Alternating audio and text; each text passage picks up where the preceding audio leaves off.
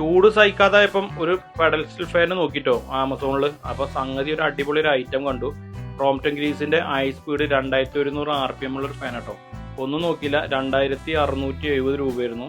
അത് no cost EMI കിട്ടും. Bajaj ICICIന്റെ credit card ഉണ്ടെങ്കിൽ അത് വെച്ച് തന്നെ ഒന്ന് ഓർഡർ ചെയ്തു. സംഭവം സൂപ്പറാണ്. വന്നതിന് ശേഷം ഞാൻ ഇൻസ്റ്റാൾ ചെയ്തിട്ടോ.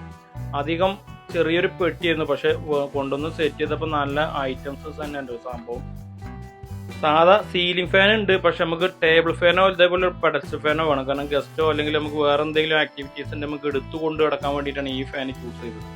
നമ്മൾ സീലിംഗ് ഫാൻ ഉണ്ടാകുമ്പോൾ സീലിംഗിന്റെ ചൂട് നമുക്ക് താഴത്തോട്ട് വരും.